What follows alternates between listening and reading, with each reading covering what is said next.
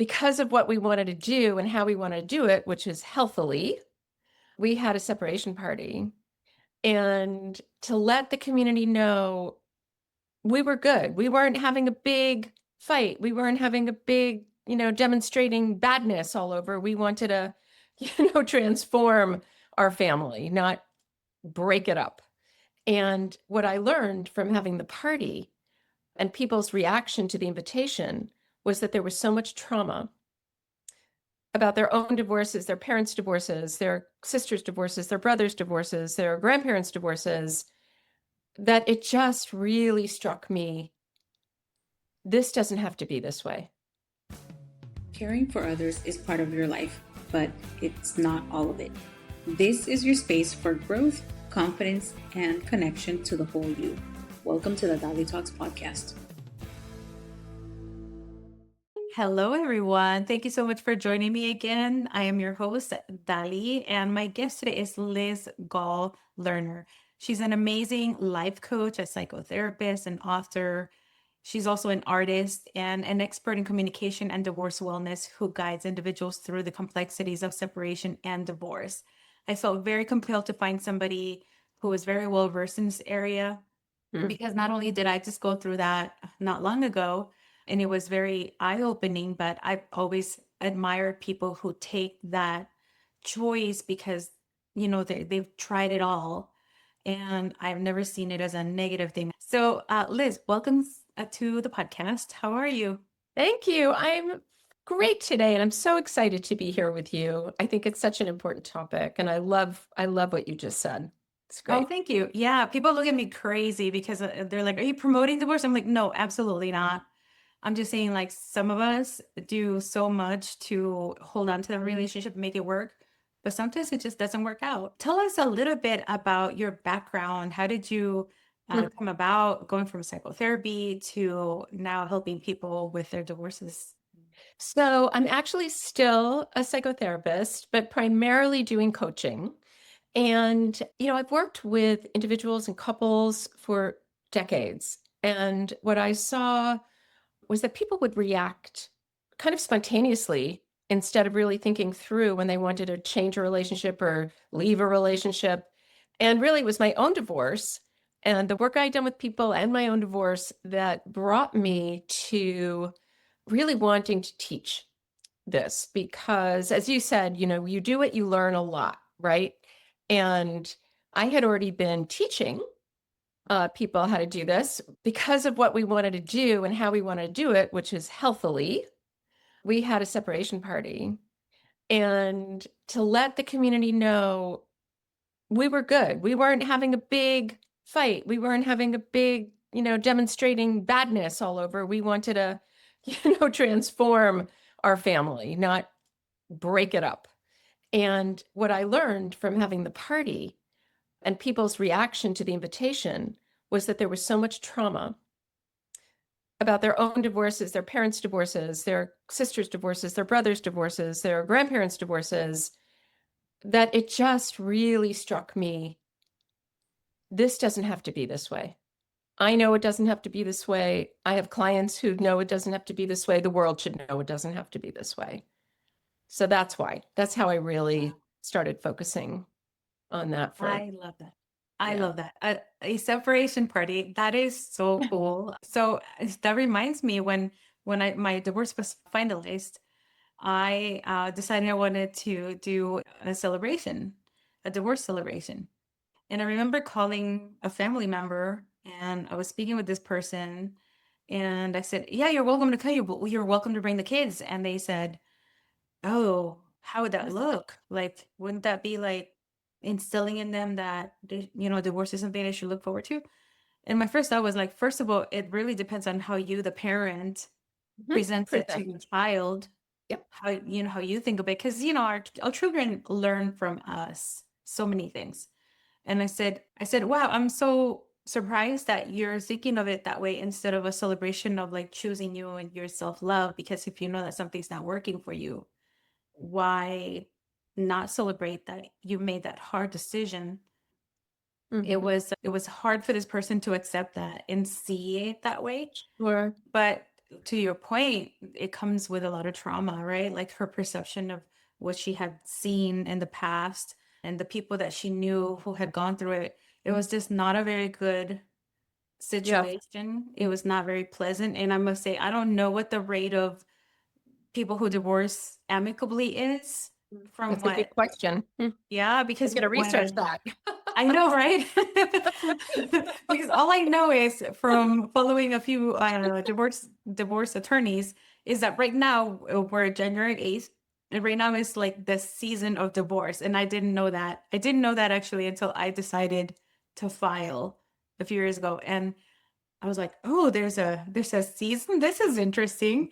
And then just like all these stats, because I'm a nerd, I'm always into the stats about like most of the times it's the women that file and all this. But yeah, the interesting thing that I wanted to bring you on here and to talk about is like the dynamics of the children, like when to tell them, what not to say, and then what to say to family members and friends. It's so much because everybody has an opinion, and it's incredible how you discover how people really feel about each of you, the each spouse. But anyway, I want to Okay. let you take the lead on that because I know I just said a lot. Okay, lots of bullet points here. Mhm. So first, I want to address one thing you said, which is the societal view of divorce affects how people think about it, feel about it. You say the word and people get really tense.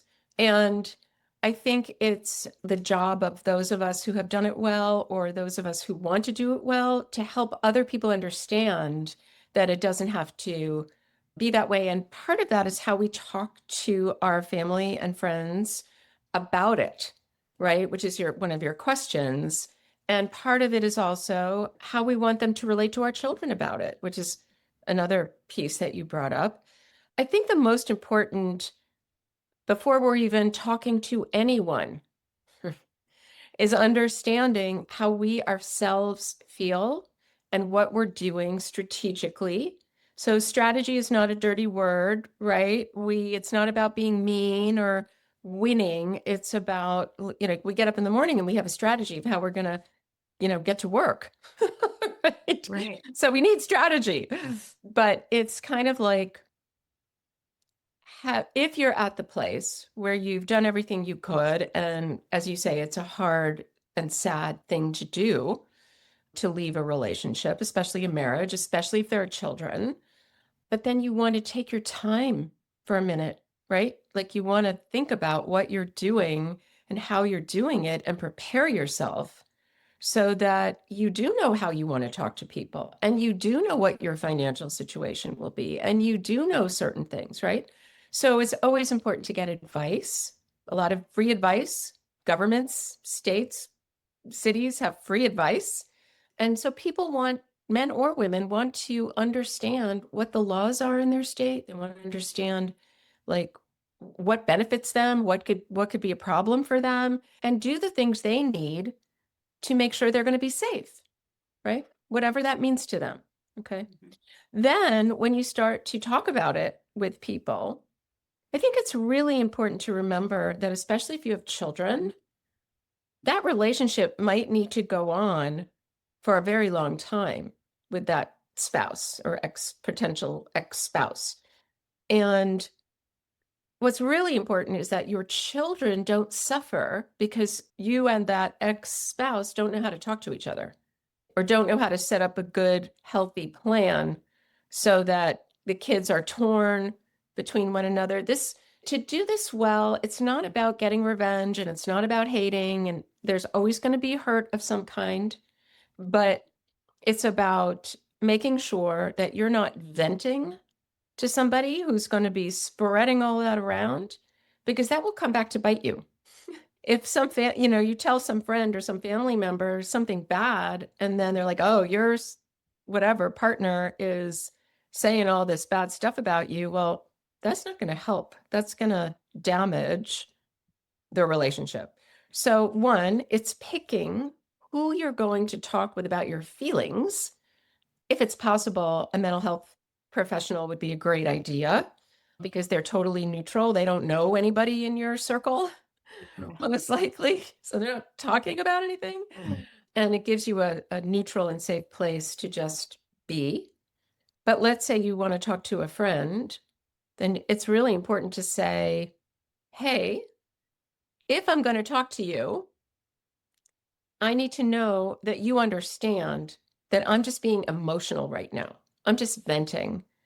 And I don't want this to go anywhere. It's just an opportunity for me to get some stuff off my chest. But I really want to do this well and have a good relationship with this ex partner because my children need that. And actually, we all need that so that we are not suffering on a daily basis.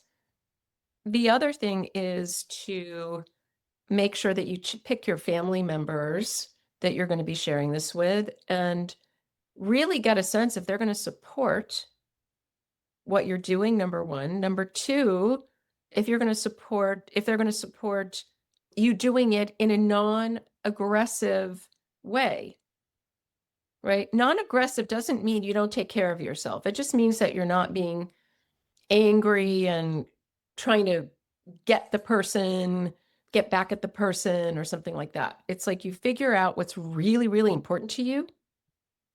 And it might be the well-being of your children. It might be working out your living situation. It might be your finances, but whatever it is, you have a vision of how you want it to turn out.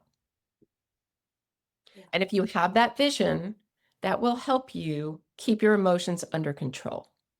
So in my book, by the way, I have a book called Divorce Well and Thrive, How to Be Your Best Self Under the Worst Circumstances. Because no kidding, even if you divorce well, it is so hard, right? Even if it's what you want to be doing and even if everybody agrees it's what should happen, it doesn't mean that it isn't hard and that stuff doesn't come up and that, you get angry or you get sad but there are ways to deal with that. And there are also ways to say, okay, if I have a vision of what I actually want to see, then that will keep me, I can hold on to that like a pole on a bus, right? Like you're not going to fall down. You're not going to go against what you want because you can see it. And that's really, I think, one of the most important things. Yeah, I agree. I mean, I'm going to start with something you said earlier, resources. I Mhm. feel like just being able to know that there are some resources out Yeah. there kind of takes some of the fear of that journey away. Yes. And one of the things that I noticed was when I was going through it is when I wasn't saying anything, but I was really scared because I didn't know. I think my kids knew, they felt it, they saw it in my movements because, they know your normal behaviors just like, your kids' normal behaviors. And so they were like, "Are you okay, mom?" And I was like, "Yeah, yeah, I'm fine." And inside, I'm like, "Oh my gosh, what's it gonna look like?" And Right. the support system was really important. So I immediately resumed counseling, therapy, because I had stopped it for a while. And I also joined a divorce group on Facebook. And actually, the founders are local here, Sincerely Divorced in Maryland. And it was so interesting to see so many people having some questions and then seeing like the scope of how huge that problem can be with divorce and how simple it can be. And then you're like, where am I? I'm somewhere in the middle. But in a way, it's just educating me, just reading like people's questions or like sharing what they're going through. And I'm like, oh, I didn't know that. At one point, I had exhausted all my means and we were not agreeing on stuff. And I was going to pay an attorney, and the attorney was like, "You can do this. Actually, you can do this yourself. I mean, I'll gladly charge you $12,000 to begin with." But he's like, "I really think you can do this." And he's like, "Just do the discovery." And he explained what that was. So I was like, "Oh my gosh!" It just relieves so much pressure and fear. Yeah, I mean, people get terrified. Yeah. And when people are anxious and worried, they're not thinking clearly because the frontal lobe is our thinking clearly part, and the animal brain, the limbic brain, is our emotional part. And when that takes over, we're in fight or flight or freeze, and we are just being about survival. And Right. that isn't thinking in a calm, cool, collected way. And Yeah. when we do that, like you did, look for your resources, get information from the attorney. All of those things that we do ahead save money. And it's, oh my God, so much money. I had no idea. And I was So like, much money. yeah, the fact that this man was like, I'll gladly take your $12,000, but you can do this yourself. I was like, wow, that says a lot about who he is as an attorney and as a human being. Yes. And I didn't get that experience with her because, I vetted like 5 different attorneys, and not everybody has the luxury to do that either. And then there's like free legal aid in some areas, and it's all income Right. based and stuff. But the other thing that you said is, selecting friends and family that you trust. And one of the things I did is I waited a long time, and I've always been like that with big decisions. I don't share until I know for sure it's going to happen Yeah. or that it has already happened. And that was my siblings, and it was incredible how supportive they were. And then Mm. I've a couple of my friends, but I can't emphasize that enough. Like, that was so helpful. Mm. And the other thing I learned too is some people meant well when saying certain things, but they were just insults. Yeah. And I think they don't realize what is an insult in this type of situation. People also don't realize what will actually be supportive to you, and you really do have to tell them.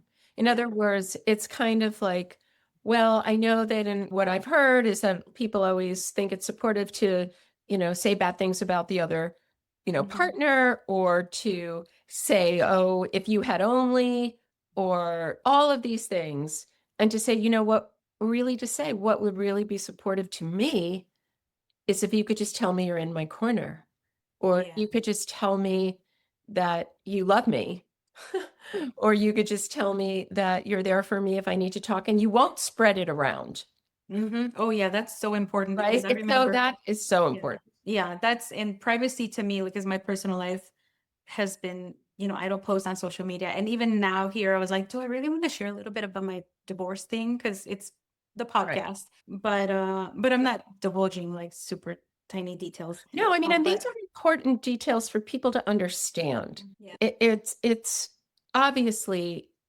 the marriage wasn't perfect for both either of us, so or it would still be there.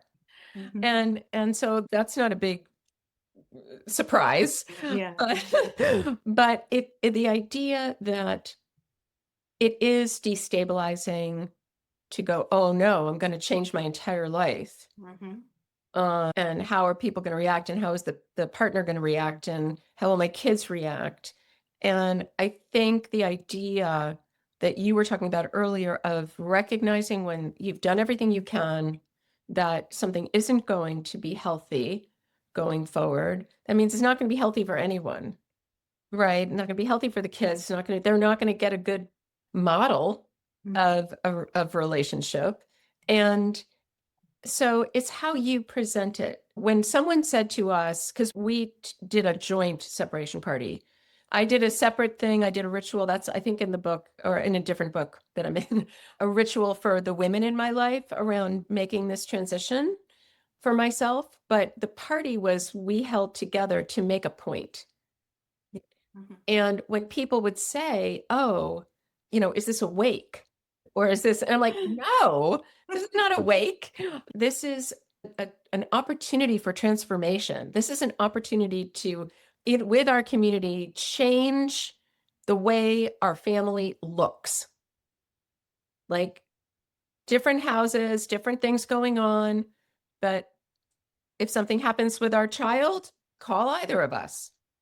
It's like really setting the rules for people, because people will only go to the lowest common denominator that you hear in society. So if you can tell them, this is how we're doing it, this is what we would really like from you, if possible, you don't have to, like, giving them the rule book for you is really important, because then they know how to support you. Right. And I think that you kind of set boundaries that way too, which is Yes. really important. Yes, nobody's Yeah. asking your kid Mhm. inappropriate questions. Nobody's worried about what to say to you.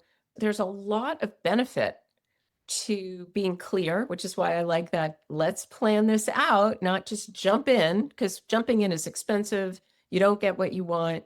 It causes a lot of hurt and pain.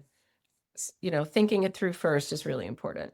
Right. I mean, thinking about how and what you're going to do once you've made the decision. But your kids are then off the hook from people not knowing how to treat you or them. And that's really, really helpful. That they're just not in the game. Yeah. Yeah. My gosh. What you said that somebody asked you, was this a wake? It just really tells you how negative people think of divorces. They Yeah. don't see it as a positive thing. For example, like my mom and dad, they split when I was very young. I was 14. And to us, that was such a gift because the situation was just, and to this day, I'm like, oh, thank goodness. So people don't think about that. Yeah. Sometimes even the kids are like, oh, we just want some relief because these two just don't belong together. And Well, and you said something about kids that I think is really important. Like when you said your children knew, they sensed, they knew. Kids know everything. yeah, They no matter really how do. young. They get it. They know something's off, or they feel the tension whether or not it's spoken. And a lot of kids of people that I've coached, will be saying, "What took you so long?" Yes. Oh my gosh. There were some people that sent that. You Or know, like, and and then, that's what the kids are like. yeah. Yeah. This was not fun. This isn't fun either. But Right. but it reduces that level. And, again, I know we're having these conversations. We're not promoting, or I'm not, like, as you said, I'm not promoting divorce. But if it's something that's going to happen, then let's do it right. Let's do it healthily. There's actually in the book, there's a technique that I created to help people be totally present in the moment so that they can come from a neutral place of choice when they're thinking about these things. And I do offer a mini course on that technique, but there's also a short course that's self-study with a Q&A for the Divorce Well and Thrive program. And there's also a longer course where I teach. And your group gets a pretty nice discount because I love you, and I think Oh, thank you. Yes. Yes. My we're on the listeners, same page here. I hope they Um, take advantage because I especially wanted to speak to you because you have the psychotherapy background. yeah. And when I was in my own journey, I looked for divorce coaches. Mhm, I looked for therapists that had mhm, experience with that. And mhm. I was very surprised how different they can be. Yeah. And also like the type of experience and like it's so much. It's unbelievable. So I like that you have that aspect because the psychotherapy part for me is very important for somebody to understand that aspect of it.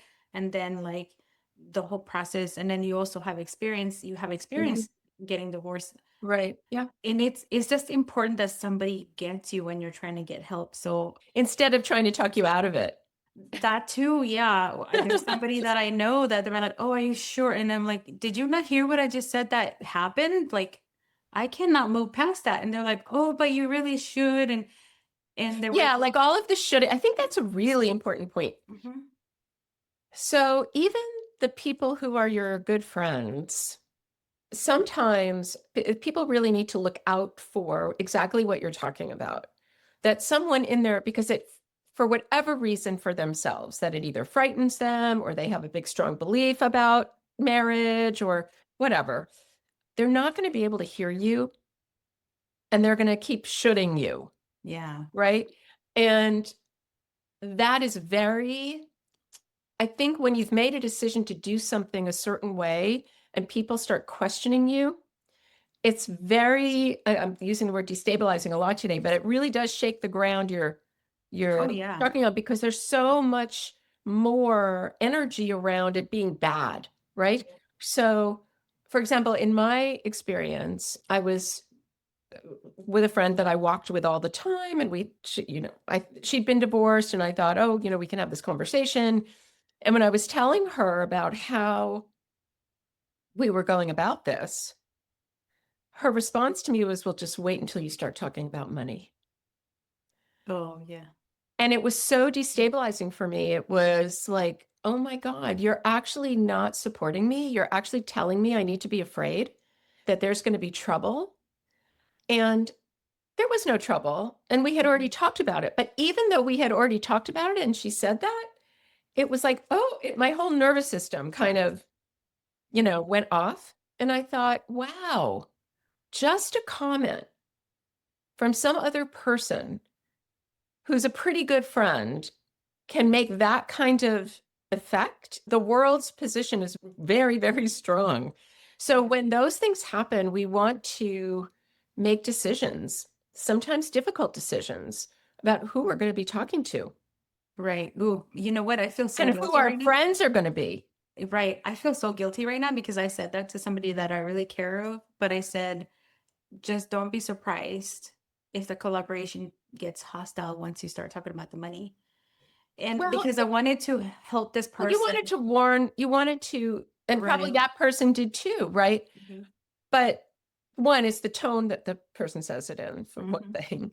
And two, it's like another way to say the same thing would be, have you done the research to make sure your finances will be okay? Because it's preparation. It's preparation. And have you done the work to understand, which is why I like to talk about communication in this, to know what to do if that other person gets hostile? And can you depend on your lawyer, your mediator, your whomever to stop that in its tracks? Okay, and bring it back to like, okay, we're good. There are lots of ways to get divorced. There's mediation. Like if you can actually have a comfortable plan, again, there's going to be hurt, there's going to be irritation, there's going to be anger. If you can move through it and just stay calm, make a plan. Mediation is a lower cost way to go. There's having your own attorneys. There's collaborative divorce, which sounds expensive, but it's actually really a interesting way. Two lawyers, two mental health professionals, and one financial neutral. Oh, I didn't know that one. Wow. Yeah. And so what happens is you end up saving money, even though it seems like you're spending money. Mhm. It's still it's still if you're involving a lot of professionals, it's going to cost some money. But there are a lot of ways to do this that are not the old, movie fight till the death. And sometimes you do need those lawyers. Sometimes people are intractable, and Mhm. that happens. This is not like the savior for every single person, but what I found is that the people who do my program spend like a considerable amount less money. Yeah. And you know, it matters because like I said, that attorney said 12,000 and across the bar here in Maryland, that's pretty much what their starting rate was. And And that's for something very simple. oh yes, because ours wasn't we didn't have a ton of assets. We had assets, but not a ton. And Right.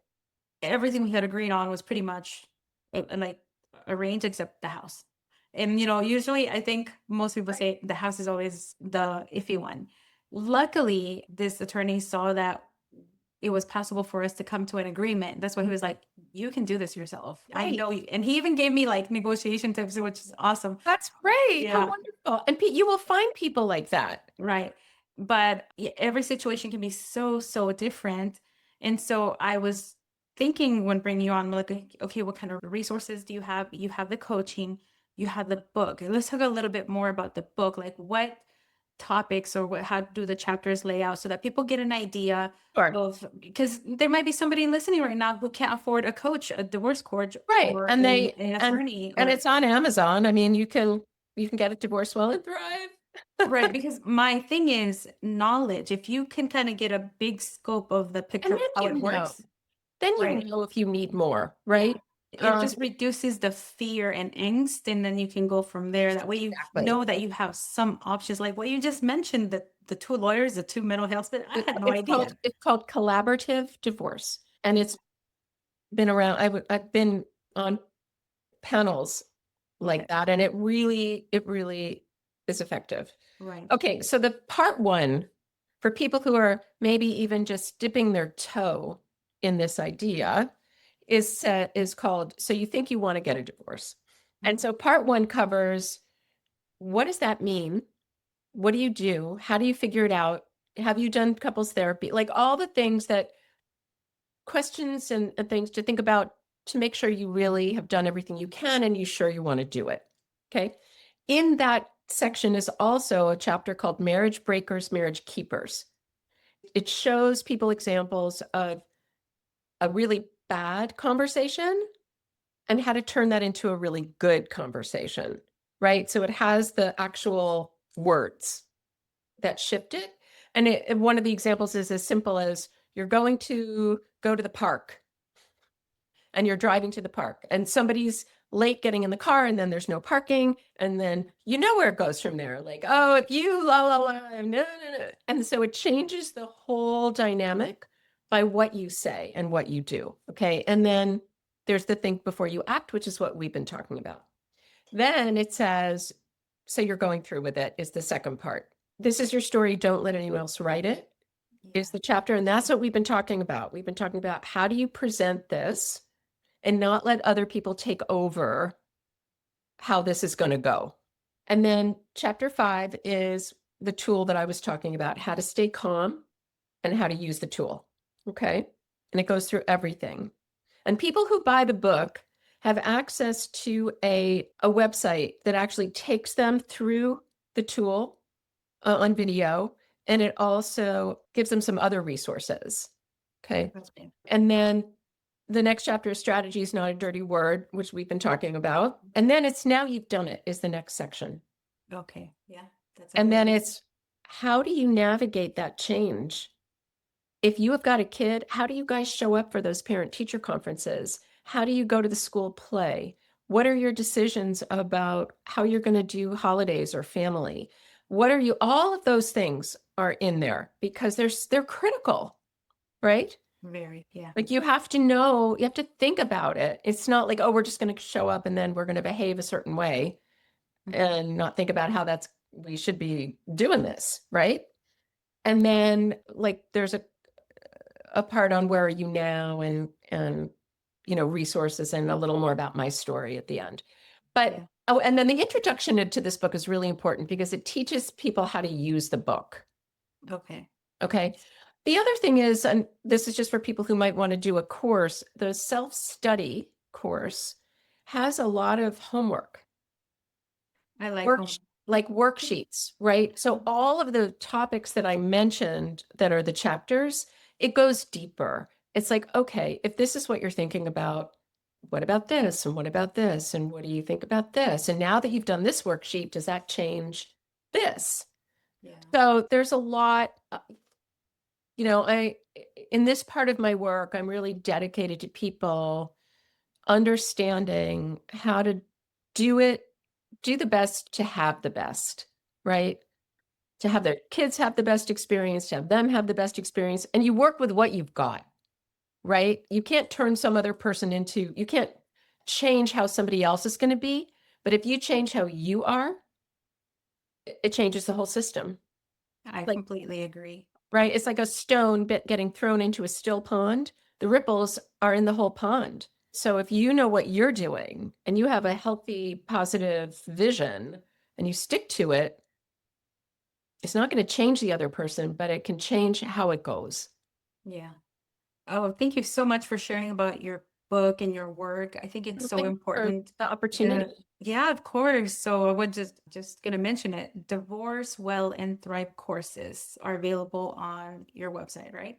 Yeah, I'll give you a link that goes directly to the courses. And if anybody wants to have a discovery call with me, they can go to the website and click that, or we'll have a link for that for Calendly. And what is your website again? Yourinspiredchoices.com. And if they want to do divorce information, they can just go to the homepage or they can, I think, do /divorce. Okay, great. And also, are you available on social media? I am. Thank you for asking. I am on Instagram as Liz Goll Lerner. I'm on Facebook as Your Inspired Choices and Elizabeth Goll Lerner, I think, on Facebook. And LinkedIn. You can find me on LinkedIn. Wonderful. And Liz, before we wrap up, Yeah. can you leave us with three misconceptions, aside from what you've mentioned now, that you feel that are hindering people from going through this process in a more peaceful way? Yeah, that's a really important question. I think number one is fear. The antidote for fear is information. It will take it down, like you had talked about when as soon as you started to get information. I also think kind of maybe part two of that is fear of how to say what you want to say and that it's just going to blow up. Yeah. But telling the truth, even if it's hard, getting some preparation for that, but telling the truth, it'll be a lot easier than you think. Right. And whatever. Okay. The other two is people think they won't know what to do. Right. Like if something goes wrong or they get scared, or you always know what to do. You always know something. There's always something you can do.